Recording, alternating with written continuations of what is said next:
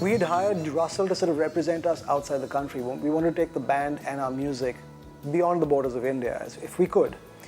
And Russell's first thing was, and he said this very gently because we were already an established band, established in India at least, and he's saying, I think you guys, what do you think of changing the name of the band? And we first thought it was a preposterous idea.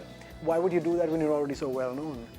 And his thing was, it gives you an opportunity. He said, look at the kind of attention you've got from a song like Pretty Child. He said, Pretty Child has gone beyond this college rock act. You guys were really popular, but Top of the Rock was all great fun and everything else. But that's just like a straight ahead rock band out of college, very professional and slick sounding. But a name like Rock Machine sort of narrows you down to a particular kind of music, a particular style. And he's saying this will give you an opportunity to sort of widen what you can do with your music and make it more interesting to an international audience. And we kind of sort of thought about that and drew on the wisdom of what he said. And I think liters of alcohol were consumed when we were trying to think of a new name. And we almost became some of the worst names a band could ever give itself.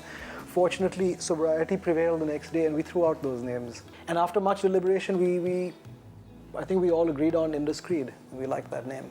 So yeah. I think it came from the word indiscreet. Indiscreet, yeah. We were playing with the word Indus and then it came indiscreet and then somebody suggested. Just came up with indiscreet. So. And yeah, and creed just made sense because it's a representation of what you believe and what you stand for. So it was subtle enough and yet made an allusion to where we were from. So it gave us a sense of identity. And I think it rolls well.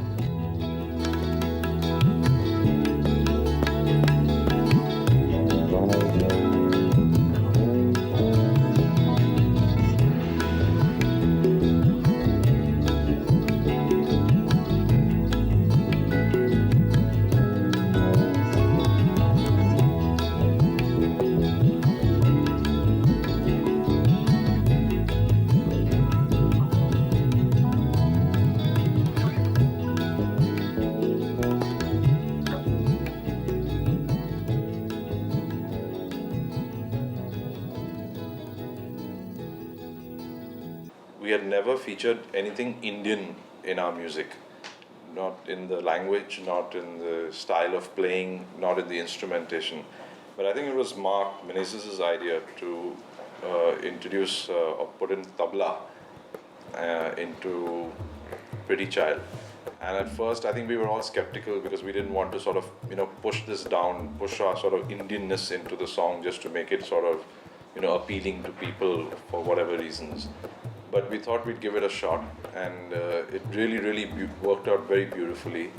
And also I think at that time with Russell representing us, and he kept saying, you've got to break out of India now, and the best way to do it is just to go to America and record an album, and there has to be some kind of Indianness in it, otherwise you're just going to be another band, that's going to sound like any other, like the 10 million American bands that there are. And there was, I think, a conscious effort then to start introducing an Indian element in the songs. It was not pushed or sort of shoved into the song. When we tried and we felt it wasn't working, it was thrown out immediately.